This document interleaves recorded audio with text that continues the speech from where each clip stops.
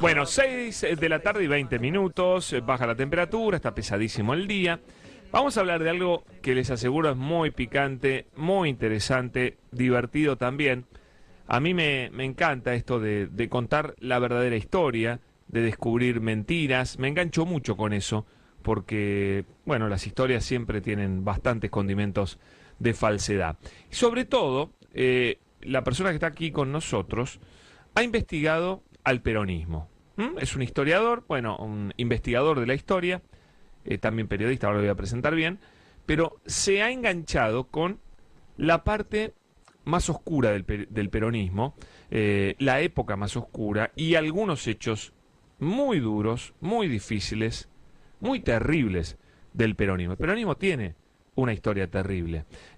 No voy a caer en decir que el peronismo es todo terrible, como piensan algunos, pero tiene cosas muy, muy pesadas, muy, muy duras, que vamos a tratar de repasar en el tiempo que tengamos con nuestro invitado. Se llama Ariel Kosic, dice la contratapa o la solapa que es docente, periodista, investigador de historia, tiene mucha trayectoria y escribió junto a Hugo Gambini, un maestro de periodistas, Crímenes y Mentiras, las prácticas oscuras de Perón. Repito, Crímenes y Mentiras, las prácticas oscuras de Perón. Esto es lo que todo peronista esconde, barre abajo de la alfombra. Bueno, nosotros vamos a levantar la alfombra y sacar un poquito la basura del peronismo. Ariel Kosic, bienvenido. ¿Cómo andás? ¿Qué tal? Buenas tardes. Sos un tipo joven además, ¿qué edad tenés? 35. Pero la pucha, muy joven y te gusta mucho la historia. Me interesa mucho, sí. ¿Qué te enganchó de la historia oculta? Bueno, sí, oculta, porque hoy en día se esconde muchísimo la historia, esta parte, esta oscuridad del peronismo. Bueno, el peronismo siempre me interesó. Yo soy de zona sur, ya conocía el tema de la leyenda de quienes hicieron el 17 de octubre del 45, los sindicatos obreros de zona sur, y qué pasó con esa gente después, cuando se enfrentó con Perón. Y también porque es algo que tiene mucho, si bien es de historia, y revela muchas falsedades, como vos decías, tiene mucho que ver con cosas que llegan hasta hoy, y eso es lo que también me interesa. ¿Tiene actualidad el libro? Sí, yo creo que muchas de las cosas que hemos visto en los últimos años las podés encontrar en el primer peronismo también. Por ejemplo, el abuso de inversión en propaganda por encima de algunos hechos de la realidad. Eso es una marca del peronismo desde el origen. Sí, el famoso Apold, ¿no?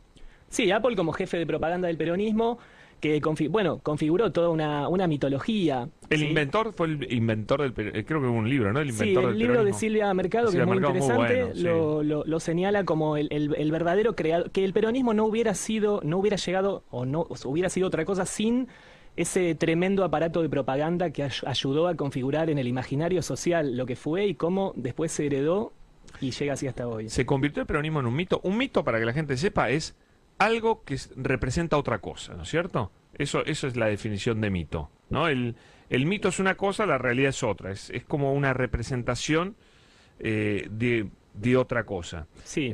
¿Se convirtió en un mito gracias a toda esta propaganda? Gracias a muchas cosas también, porque después hubo persecuciones al peronismo posteriores y eso lo revitalizó también. También hay grandes maestros de la literatura como Tomás Eloy Martínez que hicieron la novela de Perón y Santa Evita, que lo cual es muy interesante y yo valoro porque en la literatura se puede hacer eso. Pero reforzó la mitología. Sí y no, jugó con la mitología y la realidad, pero para mí el límite para esa mitología y para esa fantasía política es la verdad sobre los derechos humanos. Yo creo que ahí es un límite. Yo no puedo hacer fantasía con eso. No puedo hacer literatura con lo que sucedió, con las cosas más espesas que sucedieron con los derechos humanos.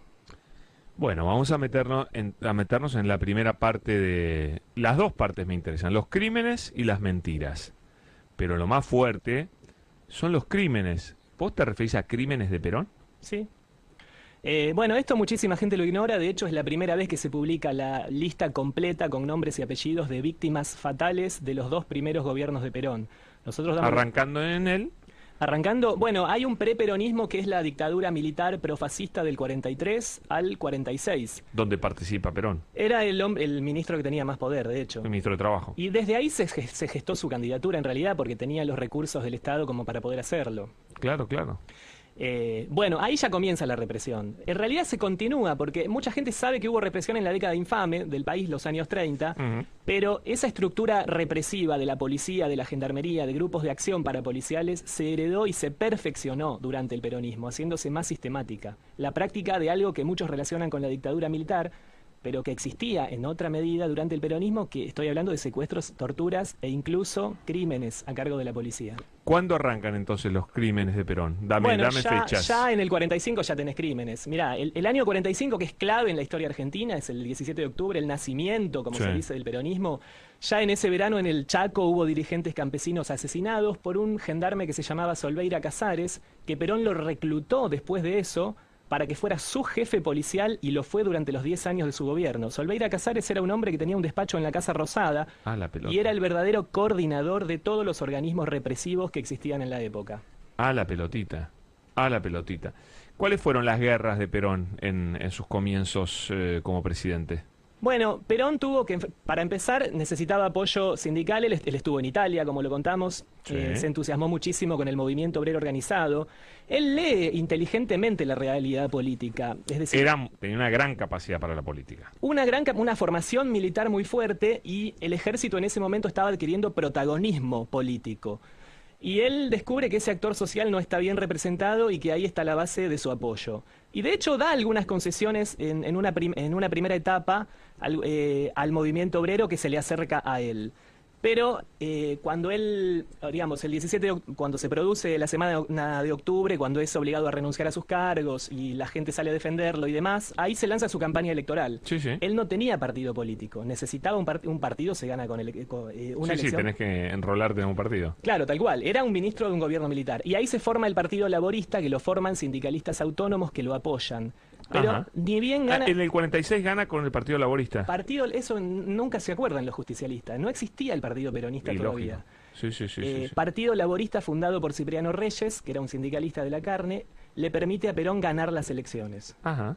Y después Perón se concentra en justamente desarticular ese Partido Laborista y formar un partido único, como se llamó al principio, y recién 2 años después consigue formar el Partido Peronista, que es su propio nombre, es un caso único. En general, ni siquiera Stalin le puso el nombre de su sí, en todo caso después toman el nombre, pero nunca en vida del líder, claro, ¿no es cierto? Claro. No, es que además ni siquiera Mussolini, porque era el partido fascista. Ni siquiera Hitler le puso su propio nombre al partido. Mucha gente cree que era el partido justicialista, eso vino después. Nació como partido peronista. Qué bárbaro. Como para reafirmar la cuestión de personalismo, sí. Bueno, ¿y ahí qué pasa? ¿En qué partes oscuras se detiene el libro? Bueno, Perón proscribe al Partido Laborista, de hecho, y secuestra y tortura a sus principales dirigentes, que eran los que habían hecho el 17 de octubre del 45, ¿En como qué el año? caso de Reyes. El final de Reyes es la tortura y el encarcelamiento es en el 48. Ahí el Partido Él Laborista se vuelve en contra de aquellos que organizaron el 17 de octubre. ¿Y por qué? Porque ellos defendían una idea de sindicalismo libre y combativo, que era la tradición del movimiento obrero, no sujeto a una autoridad gubernamental. Claro. Ellos creían que eso iba a traer la consecuencia de que las bases no iban a poder reclamar más. Porque es así. No, la connivencia de los sindicalistas con el Estado arranca ahí entonces. Y con la policía, atención con ese dato, porque Perón intervino cada uno de los sindicatos sucesivamente hasta controlarlos, sacó a los principales dirigentes sindicales, como Seijo, el capo de la madera, y los reemplazó por gente que colaboraba con la policía. Pero como tenemos la historia equivocada. Siempre creímos que Perón fue quien consagró derechos a la clase trabajadora y fomentó el trabajo sindical, ¿no? El movimiento sindical, sí, y lo adoctrinó y demás. Bajo la tutela del Estado, pero quienes no se sometían a la tutela del Estado... O sea, lo dominó, y si no, al que no dominó, lo pasó por el cuchillo. Muchos fueron, por ejemplo, Eduardo Seijo, el líder del sindicato de la madera, que se animó a seguir reclamando salarios, dijera lo que dijera la CGT, fue secuestrado, torturado y deportado a Chile, porque en esa época se aplicaba la ley de residencia para extranjeros indeseables, como se lo llamaba entonces. Si un inmigrante era un luchador obrero que desafiaba a la CGT, lo podían echar del país directamente. ¡Qué bárbaro! Ahí empieza entonces su guerra para dominar 100% sindicalismo. Sí, él necesita reafirmar que en la comunidad organizada los sindicatos son peronistas y que el que no comprende eso puede ser acusado incluso de traidor a la patria. Ahí se persigue, no sé qué tanto sindicato de izquierda había en ese momento. Sí, sí, muchísimo. Desaparecen. El gremio de la construcción, que era fortísimo el comunismo. Y la represión, el principal blanco de la represión del peronismo fue el comunismo en esa época, las bases del comunismo. O sea, él hace desaparecer a la izquierda de los sindicatos. Bueno, a la izquierda se la traga el peronismo, y a veces con violencia y a veces porque su discurso era más interesante, también hay que reconocerlo. Es decir, Perón tomó cosas del nacionalismo, del criollismo, que a la izquierda por ahí se le escapaban y fue inteligente en eso, pero también Con violencia. con violencia, porque la Policía Federal, atención, la Policía Federal estaba obligada a estar afiliada al Partido Peronista. ¿En serio? Ángel Borlengui, ministro de Interior, decía: en este país la policía es peronista y la justicia es peronista. Qué loco, ¿no? O sea, ¿quién iba a castigar a la policía si la justicia era peronista? Qué bárbaro. O sea, que no podía haber jueces. Eso era predemocrático directamente. Bueno, a ver, Perón no tenía, él era de una formación militar pro-germana, y nunca creyó en los partidos políticos demasiado, y eso él mismo lo decía. Lo que hoy conocemos como sistema... No creía en la democracia. Él creía en un partido solo que gobernara fuertemente el Estado, Claro. que dejó fuertemente el país. Claro. Lo que hoy conocemos como sistema de partidos, él nunca nunca creyó demasiado en eso. Qué bárbaro. Qué bárbaro. Bueno, entonces, primeras víctimas, los sindicalistas Sí. que no se alinearon atrás de Perón. O que eran leales a las bases antes que al gobierno, lo cual es normal en un sindicalista, porque Claro, su claro. tarea es esa. Guarda que hay gente que nos está escuchando y va a decir, che, pero solo van a hablar lo malo de Perón. Sí, el libro trata de eso, de la parte oscura de Perón. Lo que pasa es que a mí me encanta cuando la izquierda pituca o el peronismo de café dice que no, qué sé yo. Yo no reivindico tanto a Perón o a Solveira Casares, que era un represor. Yo reivindico a los luchadores obreros que hicieron el 17 de octubre, que tanto les debe el peronismo y que después fueron perseguidos por el propio gobierno peronista. A mí me Claro. gustaría que rescataran más a esa gente que hizo el movimiento desde abajo. ¿Que al mismo Perón? Que al mismo Perón, por supuesto. Ellos son los que pusieron el cuerpo para hacer el movimiento. Cuando él ya estaba pensando en retirarse de su vida política, cuando estaba preso en Martín García y no tenía tantas ganas de luchar.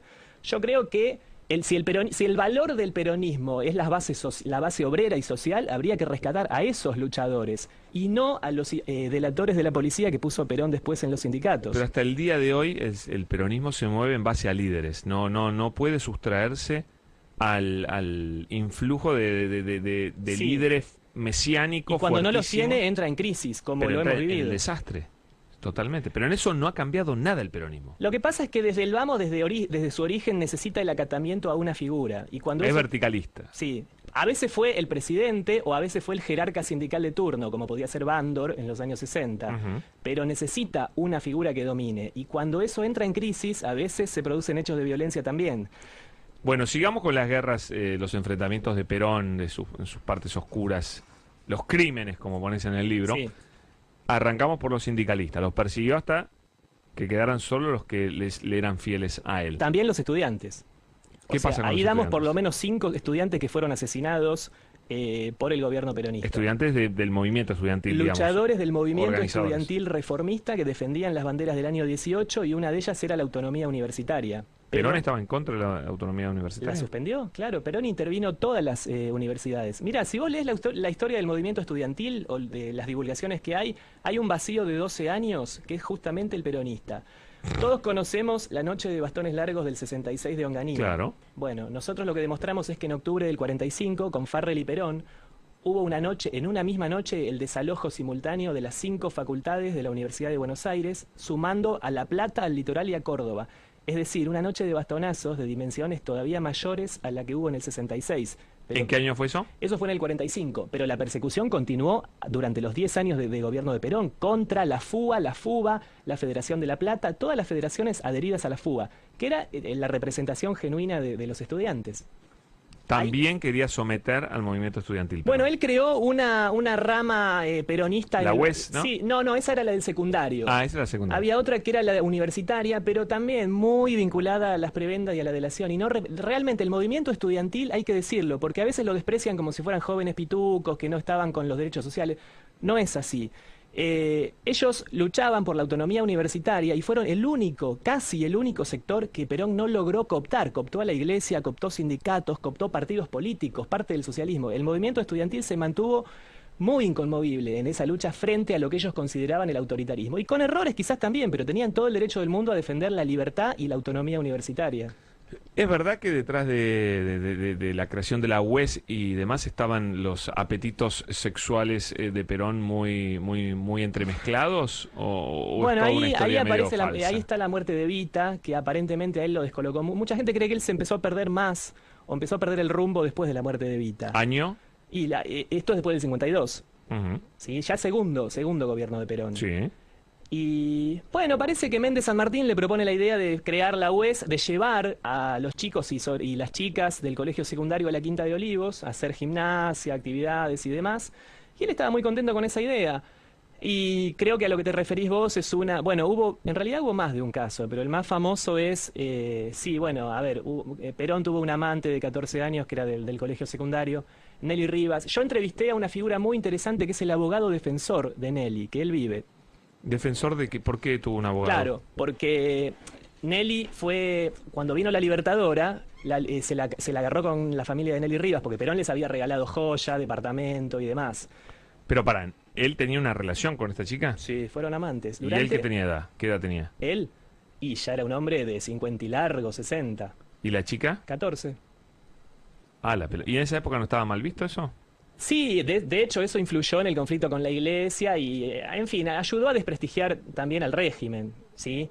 Pero bueno... Y esto era reconocido, digamos, Mira, no lo Cámpora, escondía Perón. Cámpora, Renzi, todos los que frecuentaban la Quinta de Olivos o la residencia presidencial, esto lo sabían.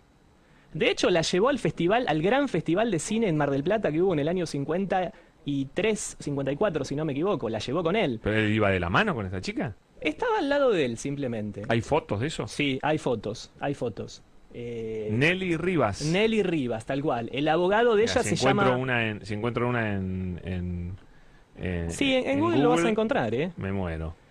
Nelly así como con dos L's. Sí, Nelly Rivas. Su abogado, que fue Mirá vos. Juan Ovidio Zavala, era un torturado por el peronismo, pero que de todos modos tuvo el deber moral de defenderla a Nelly, que nadie la quería defender. En definitiva, el responsable adulto de todo esto era Perón.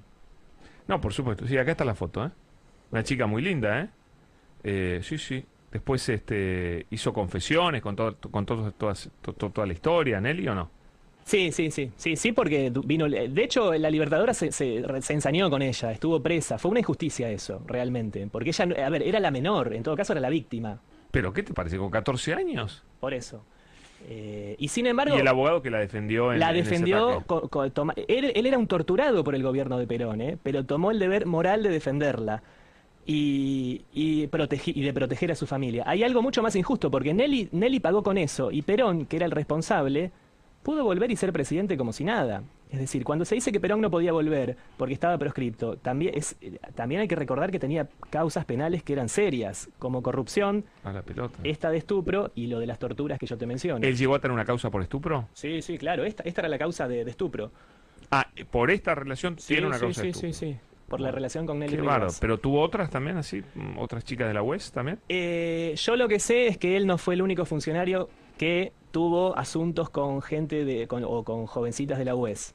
Pero esto es lo que dicen los testimonios de gente que frecuentó la residencia. Pero no hubo procesos sobre eso, ¿sí? Hay que tener en cuenta que cuando cayó Perón y el peronismo se revitalizó, porque la persecución te hace revitalizar, por primera vez tuvieron la mística de la protesta. Cuando subió Frondizi a los 2 años, el presidente Frondizi prometió una amnistía para el peronismo. Y ahí está, con esa amnistía quedaron libres muchos políticos, Claro. pero también muchos torturadores. Eso se olvidan. La amnistía de Frondizi fue para todos, incluso los que habían robado y delinquido, como Borlenghi, que nosotros lo demostramos en el libro. Mira, Ariel, veo que hay un libro que se llama Amor y Violencia, la verdadera historia de Perón y Nelly Rivas. Ese lo escribió el abogado que es el que... Juan Ovidio Zavala. Exactamente, sí. Ah, y ahí cuenta toda la historia. Ahí cuenta la historia de Nelly. Qué loco, parece el abuelo, me quedo corto Sí. viendo Sí, la sí, foto. Parece el abuelo cómodo, sí. Ujú. sino el bisabuelo parece de esta chica. Mira qué historia loca. Bueno, entonces hablamos de Perón contra los sindicalistas, Sí. Perón contra los estudiantes. ¿Qué viene después? Bueno, hay algo que es todavía mucho... hay cosas buenas, pero ya que me mencionás las partes oscuras, todavía Bueno, mucho más grave. el libro se llama Crímenes y Mentiras, las prácticas oscuras Sí, de Perón. sí, sí. Hoy No, nos dedicamos a eso, otro tal día cual, hablamos de tal la cosa cual, buena tal de cual, Perón, no sé. tal cual. No digo de Perón, digo del peronismo, porque yo Ah, rescato ok. que dentro del movimiento peronista hubo gente honesta que luchó sinceramente creyendo en él. A Pero eso voy. sin duda, ¿no? Ahora, hablabas de la parte oscura. Bueno, en el año 47, que fue el año que Evita hizo el famoso viaje de la Dama de la Esperanza por Europa, Ujú.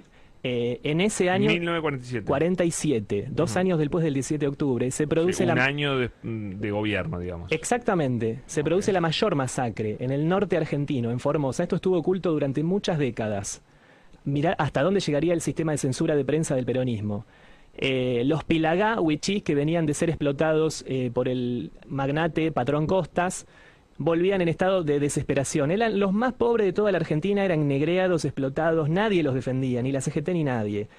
Bueno, el gobierno les envía medicamentos y comida que llegaron en mal estado podridas, y ellos empezaron a morir, ¿sí? En algún momento la gendarmería los rodea porque se decía que los indios desesperados iban a atacar a alguna población, y ahí se produce la matanza de Formosa, de Rincón Bomba, del año 47, donde fueron fusilados 1.200 nativos humildes de Formosa por el primer gobierno de Perón. Esto, ¿1200 huichís? 1.200 Pilagá, huichís y de otras etnias relacionadas del entonces territorio de Formosa. Esto en los programas de historia no figura en general. Desapareció todo. Es que ha estado oculto Ah, realmente. la miércoles, es mucho. Mira, hoy imagínate eso directamente el mundo entero. Y si querés un título así medio fuerte, esto demuestra que el peronismo fusiló a más gente que la Libertadora, aunque los intelectuales imaginen lo contrario. Sí, sí. Porque Aramburu fusiló horriblemente a 30, 40 personas, pero el peronismo fusiló a 1.200, que eran los más pobres de la Argentina. Qué horror. Que hoy directamente eso sería impensable, imposible de imaginar. Claro, hoy los sistemas de comunicaciones no permiten un control tan grande como el que existía en esa época. Claro, hoy es imposible controlar la información, por suerte. Es imposible controlar todo lo que pasa. Sí. Sin embargo, hay algunas... en Formosa la gendarmería kirchnerista no dejó de hacer estas represiones en los últimos años. Bueno, sí, ha tenido... por eso fue la carpa huichí acá que la terminó intentando echar a patadas la cámpora. ¿Te acordás? Que estaba en el monumento, el monumento en Don Quijote, ¿no? Sí, Ese sí, monumento de Don ahí Quijote. vamos. Por detrás de un discurso que suele emocionar mucho, Sí, inclusivo, derechos de respeto, humanos, sí. eso es a mí lo que más ruido me hizo. Detrás de un discurso de derechos humanos, el kirchnerismo ha tenido el récord de represión, de víctimas de represión del Estado en democracia, a cargo de la policía y de la gendarmería. Lo que pasa es que la mayoría es gente humilde que no ha sido... Son casos que no se volvieron tan famosos, ¿sí? Ahora, en cuanto a los derechos humanos, el último capítulo del libro, que es algo que a mí me llevó mucho a comprometerme con el tema, demuestra que el presidente... Por eso digo que tiene actualidad. El presidente Kirchner hizo un homenaje a un viejo torturador del peronismo en la Casa Rosada. ¿Me estás cargando? ¿A quién? Se llamaba Roberto Pettinato y es el padre del conocido periodista. Lo que pasa es que, quizá te dé sorpresa, dentro de las universidades, las academias lo consideran un humanista, porque la propaganda de él era el penitenciarismo justicialista. Nosotros dedicamos la pelota, todo pero- un capítulo del libro a demostrar, porque claro, si vos ¿Era un lees, tipo nefasto? si vos lees la propaganda de él, eran las cárceles felices, hasta cantaban la marcha peronista. Era todo lindo adentro de las cárceles, conducta ejemplar, recuperación de los penados, demás, pero nosotros hablamos con los torturados. A ver, si vos querés saber lo que pasó en una cárcel, ¿Hay tipos vivos todavía? Juan Ovidio Zavala es uno de ellos, Ah, ok. es uno de los torturados. Pero ¿De la además, penitenciaría de las Heras? en la penitenciaría de Las Heras y de en la la de Plaza Olmos. Las Heras. En la de Olmos también. ¿Y él qué cargo tenía? Él era el jefe del servicio penitenciario de todo el país. Ah, yo pensé que era jefe del penal. No. Jefe También, del sí, servicio- porque el penal donde él siempre se movía era la penitenciaría De las de Las Heras. Heras, que ahora está el parque, ¿no? Sí. Pero estaba a cargo de todo el servicio penitenciario en general. Y bueno, nosotros damos casos terribles. Pero él, ¿qué hacía? ¿Torturaba? ¿Él mismo torturaba? Él golpeaba a los presos personalmente, estaban mal alimentados, en pésimas condiciones, y cuando reclamaban por mejores condiciones, él era boxeador también. Los golpeaba mientras los guardianes le cuidaban la espalda, pero a otros los ha hecho torturar él directamente, ¿sí? Yo Qué tengo horror. el testimonio de ¿Pero Reyes por qué? ¿Por por mala por conducta. cuestiones políticas? No. Sí, Reyes era claramente contrario o sea, era un preso político. No, ya sé, digo, pero él solo torturaba a los presos políticos o torturaba No, a todos presos en comunes general? también. Los testimonios que Era tenemos un son maltrato generalizado para todos. generalizado. De hecho, había un pabellón de disciplina atenuada que le mostraban al periodismo para la gilada, para sacar fotos, para hacer propaganda. Pero los testimonios que tenemos, Ángel Rodríguez, dirigente campesino, torturado con picana eléctrica en la cárcel de Ah, Olmos la mierda. por el jefe de la unidad penal que respondía a Petinato. Y te digo más, hay un periodista que se llamaba Jorge Stornelli Costa, que se atrevió a criticar a Perón en un momento, fue preso y Petinato lo obligó a firmar una nota, estaba enfermo el tipo, renunciando a toda asistencia médica, y murió en la cárcel por la desatención penal, es decir, lo dejaron morir ahí adentro, pese a que estaba enfermo. Ah, Bueno, la miércoles. sin embargo, ¿Y vos decís que Kirchner le hizo un homenaje a sí, Petinato? de la mano de Zaffaroni, pero hasta el día de hoy siguieron. Zaffaroni fue uno de los que impulsaron el rescate de su figura. Berbisky le dedicó grandes elogios. Scioli le puso el nombre de unidades penales de la provincia de Buenos Aires que se llaman Roberto Petinato. ¿Y hasta todo el día esto de lo que hoy. vos contás está documentado? Yo lo denuncié, me acuerdo cuando fue en una agencia de noticias, escribí una nota denunciando lo que había hecho Kirchner en ese momento y que los intelectuales se callaban la boca y seguían aplaudiendo. Y claro, ¿Y la historia oficial recoge algo de esto? nada. Hay académicos que se dedican a defender la figura de Petinato. ¿Por qué? Bueno, porque insisto, hay temas que son tabúes, hay relatos, hay corrección política, hay una izquierda pituca que a veces quiere quedar bien con el peronismo chupándole las medias, creyendo que así disimulan lo que realmente es. Yo, como no tengo ningún problema, yo soy de zona sur, me interesa mucho la historia del peronismo desde sus bases. No tengo vergüenza de decir la verdad, no me preocupa, no tengo miedo. Pero los intelectuales en general le tienen mucho temor al Para peronismo. no pelearse con los actuales. Porque en general, Peronista, en digamos. general el peronismo es una fuerza muy condicionante, permanente en la política argentina. ¿Pero qué te parece? Y suele controlar los recursos del Estado. A ver, después de gobernar 12 años y de imponer un relato, imagínate qué ganas tenían de conocer la verdadera historia. Ninguna. Y además Ninguna. no es solo 12 años, porque la gente que estuvo apoyando al kirchnerismo, o mucha de esa gente que uno le viene viendo la cara, fueron menemistas y dualdistas antes. Es decir, que serían más 20 años en realidad, lucrando con el Estado. Pero, bueno, vos hablabas de las partes oscuras.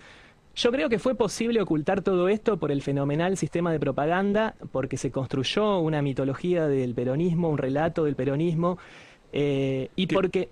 Sí, perdón. Sí, no, dale. No, y bueno, es fundamental esto de la cooptación de toda la prensa gráfica de la época y las radios. La radio era la herramienta principal de comunicación de la Claro, época claro. y estaba en manos del gobierno. Me imagino que te referías también a la promoción por parte de Perón en algún momento de movimientos revolucionarios, de movimientos, ¿no? ¿O no? A la promoción por parte del peronismo, decís. Sí. Sí, bueno, eso también, porque el peronismo es un fenómeno muy interesante, muy explosivo. Es decir, cuando se produce la caída de Perón, el peronismo ha demostrado una capacidad para incorporar nuevos lenguajes de cosas que sucedían en el mundo. Por ejemplo, era la época del Che Guevara. Claro. Y en los años 60 el peronismo se vuelve contestatario, realmente. Más allá de que Perón podía ser un líder fascista que seguía vinculado a personajes como criminales nazis, gente que usaba su nombre realmente luchaba con armas en la mano o con mucha fuerza por lo que ellos creían una sociedad mejor. ¿Y con la veña de Perón o no? A veces sí, a veces no, cuando le convenía, ¿sí? Perón siempre estimuló, mira, nosotros tenemos una carta que le escribe el famoso torturador Jorge Osinde, culpable de la masacre de Seiza del año 73, cuando volvió Perón. Perón volvió a la Argentina en el 73 y se produjo la matanza de Sí, Seiza. terrible. El responsable... Que fueron teóricamente enfrentamientos entre grupos peronistas. Sí, la ¿Fue derecha así? sindical valió a mansalva a la juventud peronista. Claro. Sí, fue un enfrentamiento, pero con cierta desventaja. Sí. Y el organizador de esto, el jefe policial, era Jorge Osinde, que era un torturador que actuaba para Perón desde la primera época. Desde la primera época. Y acá publicamos una carta de Osinde a Perón, donde Osinde le dice, en definitiva, a nosotros nos conviene que se forme una extrema izquierda dentro del peronismo, porque eso también es funcional a nuestros objetivos. A ver, Perón jugaba de un lado y del otro. Lo mismo hacía con el gremialismo. Le daba la manija a uno, le daba la manija al otro. Que el peronismo fuera rebelde y fuerte le servía también para golpear a gobiernos como el de Ilia. Desde ya. ¿Y cuánto supo Perón de la AAA y del accionar de López Rega? No, él la creó. Perón es Digo, sí, yo ya lo sé, pero digo, quiero que lo cuentes vos porque está también la mitología de que Perón estaba grande, no sabía, no tenía ni idea, y Sí. López Rega hacía lo que quería. Bueno, ¿Es verdad esa historia o no? no, ¿Ese no, relato? no. Perón es el verdadero creador. Él lo llamaba, hay que formar un cuando la cosa se le fue de las manos, porque él alentó una extrema izquierda del peronismo, pero se le fue de las manos, como muchas veces el peronismo Claro. lo desbordó. Ya el país era un caos total. Lanús se lo provoca para que Perón vuelva a la Argentina para hacerse cargo de la situación, finalmente vuelve. Y bueno, ¿de qué lado se iba a poner? ¿Y de qué lado se iba a poner? De donde estuvo siempre. Perón es un defensor del orden establecido por formación militar. No puede impulsar una revolución socialista. Eso fue muy grave haber pretendido formar eso. Y él dice hay que formar un somatén en esa terminología militar, que somatén quiere decir una fuerza para matar de modo muy expeditivo fuera de la ley. Así lo decían los catalanes. Perón, el vocabulario militar que él usaba. Y eso es la Triple A. La Triple A ya muestra la hilacha en Ezeiza, causando la matanza ¿Cuándo de se crea Ezeiza. la AAA? Ezeiza para mí es la primera aparición pública de la O Triple A. sea, 73. Sí, y ya para fines de año empiezan los asesinatos de las 3A, siendo Perón presidente. Y después con Isabel, por supuesto, con Isabel esto se potencia. Cuando Perón muere, continúa la Triple A. Porque el encargado, sirviendo a Perón, era López Rega, justamente. Ahora, también hay que ver que esto son crímenes de lesa humanidad que nunca se revisaron ni se juzgaron. Alfonsín valientemente enfrentó a los militares con mucho coraje. Ahora, por algún motivo, no quiso ir más allá y no juzgar estos que también son crímenes de lesa humanidad y que se cometieron durante el tercer gobierno del general Perón y también de Isabel, de su viuda Isabel. Wow, qué fuerte. Ariel Cosic escribió junto a Hugo Gambini Crímenes y Mentiras, las prácticas oscuras de Perón. Nos quedan algunos capítulos interesantes. ¿Aguantás un poquito más? Sí, cómo no. A las 7 de la tarde, no nos queda mucho tiempo y tenemos otro invitado y la verdad que con Ariel lo vamos a volver a invitar porque ya está generando quilombo Ariel, ¿eh? Me escribió Diego Brancatelli, te lo voy a leer, Ariel. Es amigo mío, aunque siempre le digo que está equivocado en lo que piensa. He discutido mucho con él, pero lo quiero a Diego, somos amigos. Y me dice, me bajé de la radio cuando lo presentaste. Tan chiquito, tan gorila, dice. Bueno, yo le contesto que la palabra gorila la usaba el torturador Osinde también. Yo no hablo el lenguaje de los torturadores, como él se ve que lo habla sin pensar un poquito en la historia. ¿En serio lo inventaron? Mirá, ¿Lo inventaron torturadores? digamos, hasta el 55 no se usaba la palabra gorila. Cuando Perón era presidente no existía. Eso es después del 55, para denominar a la gente que era antiperonista, ¿sí? Durante Perón en el gobierno se decía Contrera, no se decía gorila. ¿Y por qué se suena No, con- bueno, eso fue un chiste que se inventó en el 55 justamente para designar a los antiperonistas. A ver, como un chiste está todo bien, no pasa nada. Ahora, cuando se lo usa para agredir, para discriminar, para descalificar, tienen que saber que Osinde, cuando le escribía a Perón, decía lo mismo, tenemos que defendernos de esa manga de gorilas. Yo no hablo ese mismo lenguaje que hablaron los represores del peronismo que desaparecieron que mataron y desaparecieron gente. Yo quiero la unión entre todos los argentinos, no quiero ser servil de los gobiernos autoritarios. ¿Qué querés contar? Pues ya no te puedo preguntar porque nos quedan poquito, tenemos Sí. 4 minutos más. Quiero que vos elijas a ver alguna partecita o linkeala con el kirchnerismo, lo que Bueno. vos has dicho que tiene mucha actualidad. Sí, yo creo que tiene mucha actualidad. Buenísimo el libro, a mí me apasionó, te digo. Bueno, te agradezco, te agradezco. Muy bueno. Yo lo que quiero realmente es que le interese a los jóvenes peronistas. Yo tengo fe en que los jóvenes peronistas, que si quieren ser peronistas está todo bien, me parece bárbaro, pero que sean más valientes que los viejos peronistas que no tuvieron el coraje de asumir ante la sociedad los crímenes de lesa humanidad que ya se cometieron desde el año 47 inclusive, A la pelota. y se volvieron a cometer en el 73, y se volvieron a cometer de otro modo, porque, a ver, la policía bonaerense no dejó de torturar en el siglo XXI, y la gendarmería de Formosa no dejó de matar en el siglo XXI, durante gobiernos que usan el nombre de Perón y de Evita. Así que tenemos que reflexionar mucho sobre eso, a mí me parece. Como te decía, espero que el peronismo se haga democrático, como decía Alfonsín, como llegó a decir Cafiero, que se ponga al servicio de la democracia de verdad, y eso impide descalificar y llamar traidor o ignorar, no reconocer como compatriota a cualquiera que se anima a decir una verdad que ellos no se animaron a decir. ¿Ese sectarismo de Perón parecido al sectarismo de Cristina? Tiene elementos que sí, tiene elementos que no. En realidad yo creo que Cristina es bastante, ya sé, si querés usar la palabra gorila que decía Francatelli, bastante gorilona en realidad, bien de izquierda elitista y pituca, como muchos de los intelectuales que la siguen. Adulan al peronismo para simular que realmente son antipopulares y que no caminaron por el conurbano en los últimos años, porque si no se hubieran dado cuenta que la pobreza no se redujo. Yo soy del conurbano, les aseguro que por más chamullo que digan, la mitad del país seguía siendo negreada, explotada, olvidada, mantenida con un plan que no le alcanzaba, pero nunca se redujo en serio la pobreza después de tanta montaña de propaganda. Y eso es una herencia del peronismo original, que también dejó pobreza, aunque no saliera en la prensa gráfica controlada por ese gobierno. Fuerte lo de Ariel, ¿eh? Bravo, bravo Ariel. Digo bravo, no le digo que bravo, sino que es muy bravo Ariel, muy combativo, me encanta. Y el libro está apasionante, las cosas que contás está buenísimo. Yo soy... como vos, creo que estas historias hay que conocerlas. No, uno puede ser, no es mi caso, pero uno puede ser peronista y reconocer que el peronismo cometió un montón de errores, sí, y hasta salvajadas y hasta crímenes de lesa humanidad. Sí, mi abuela era peronista. A ver, la gente que de Mi fábrica... abuelo también fue peronista. Mi abuelo, curiosamente, horrorizó a toda su familia siendo peronista, porque no era una familia que habitualmente producía peronistas, y horrorizó y fue cónsul de Perón en San Francisco. Igual una cosa es ser peronista y otra cosa es ser servil y alcahuete de los gobiernos, como han sido muchos. Separemos las cuestiones. Totalmente. Por eso digo, pero ¿qué hay de malo en conocer la verdadera historia? No, es muy bueno, es muy sano. Y la democracia lo necesita, porque nosotros decimos al final del libro que la mentira es antidemocrática y que si nuevos investigadores toman temas como la ley de residencia, las deportaciones, los crímenes, la represión a estudiantes y al movimiento estudiantil, hay muchísimo por descubrir todavía, pero hay que sacarle la careta a la corrección política que actúa como una suerte de policía cultural limitando la verdad, incluso en las universidades. Ariel, muy interesante el libro que nos trajiste, un gustazo conocerte, te vamos a volver a consultar, por supuesto, te metemos acá en nuestra lista de peronólogos, y bueno. Yo le había preguntado a Pablo fuera del aire, y quedó justo, vinimos al aire, imagino que habrás visto muchos documentales y películas que hay de todo de peronismo, sí. Pero ¿tendrás alguna selección para recomendar?